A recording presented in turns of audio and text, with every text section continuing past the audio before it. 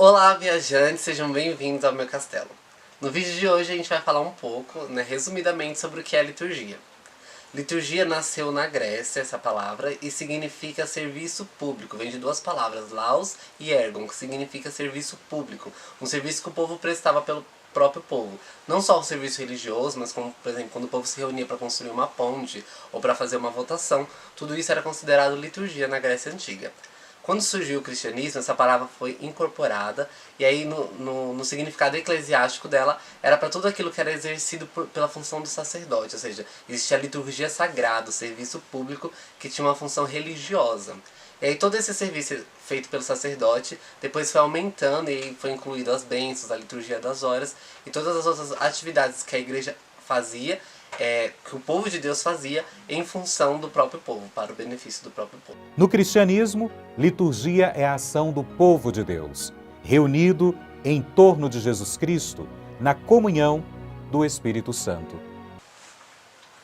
Então a definição de liturgia mais comum, e que mais vocês vão achar nas pesquisas, é que liturgia é a ação do povo em benefício do próprio povo para expressar a sua fé em Deus. Então é quando o povo de Deus se reúne para celebrar alguma coisa para Deus, para prestar seu ato de louvor, de agradecimento, de adoração. Isso é liturgia.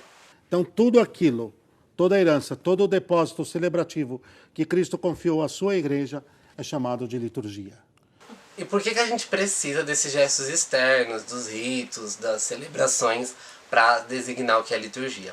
Porque a liturgia, na verdade, ela tem três aspectos. Mesmo o externo sendo mais marcante, ela tem sempre outros dois aspectos que são: a liturgia deve ser sempre interna, externa e comunitária. Ou seja, ela deve ser sempre interna no sentido espiritual, ela deve ser sempre externa, porque ela tem um conjunto de ritos que deve ser seguido, de normas, de paramentos, e ela também é comunitária, porque a liturgia é sempre expressa como um serviço público, assim como o surgimento da palavra, e não num culto privado a Deus, é sempre um culto público, e o culto público é sempre superior ao culto privado. Por exemplo, nesse sentido, o terço não é considerado liturgia, a Santa Missa os sacramentos são liturgia, as bênçãos, os sacramentais e as bênçãos para os sacramentais são considerados liturgia, mas, por exemplo, a reza do terço ou uma oração privada que você faz, não é.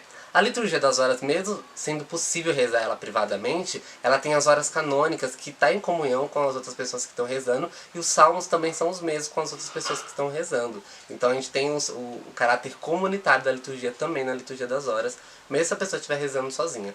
Então a liturgia precisa ser sempre interna, externa e comunitária.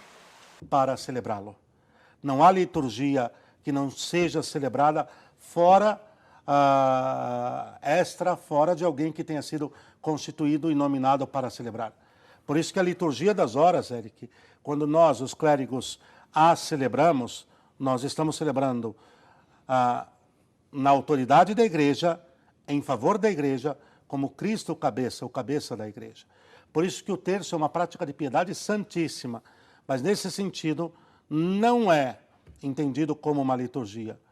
Por quê? Entendi. Porque não é algo oficial da igreja como, vamos dizer, como realidade hierárquica do Cristo cabeça, partindo desta realidade vivida e celebrada. Mas, se a gente pensar somente nesse sentido, de liturgia é um serviço que o povo faz, benefício do próprio povo, a gente acaba cometendo o erro de achar que liturgia é uma coisa que nós mesmos fazemos e Deus não interfere, que é algo que a gente faz para Deus. Então é muito importante que a gente fique claro a segunda definição, liturgia é obra de Cristo, liturgia é algo que o Cristo faz. É que a gente transformou a liturgia numa coisa que nós fazemos.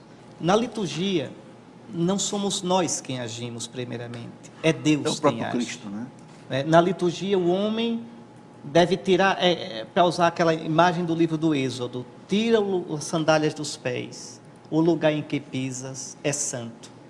A liturgia não é uma coisa que a gente faz, não. A liturgia é o lugar da manifestação de Deus.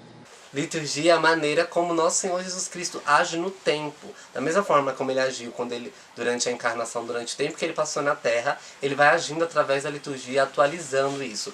E atualizando tem um sentido completo, não atualizando no sentido de evoluindo, mas de tornando presente, de presentificando aquilo que ele mesmo fez. Quando o sacerdote celebra a missa, não é uma repetição, entende, do Calvário, da paixão de Cristo. Não, é a presentificação, a atualização. Torna-se o mesmo Calvário presente.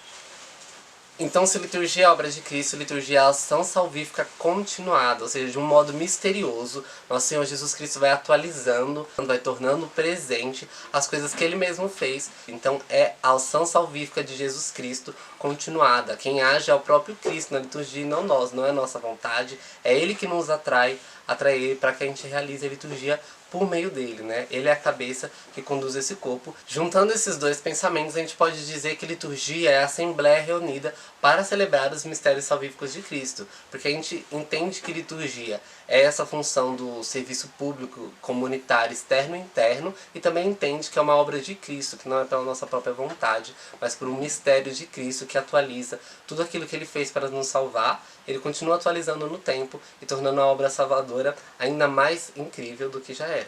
A liturgia tem esta dimensão de trazer para o tempo atual aquilo que foi realizado por nosso Jesus Cristo quando convivia com os homens. Portanto, é a ação continuada, a ação salvífica continuada de Cristo ao longo da história da Igreja. Tome, por exemplo, Jesus, que com pequenos sinais, saliva divina dele, que misturada com terra cura um homem cego. Isso é o que ele fez no tempo. Agora toma o que a liturgia faz através, por exemplo, do sacramento da unção dos enfermos. Toma um óleo que é abençoado pelo bispo na quinta-feira santa e unge o doente, o enfermo. E este óleo não só tem o poder de perdoar os pecados, mas também tem o poder de curar.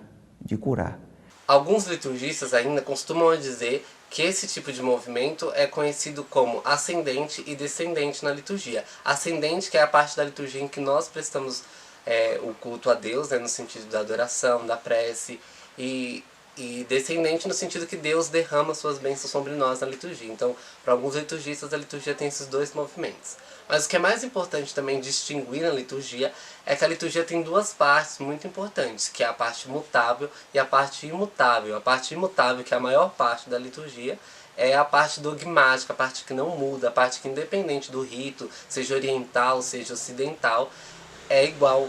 É a essência da liturgia, aquilo que nosso Senhor Deus deu de mais precioso para nós dentro da liturgia é a parte imutável, a maior parte da liturgia.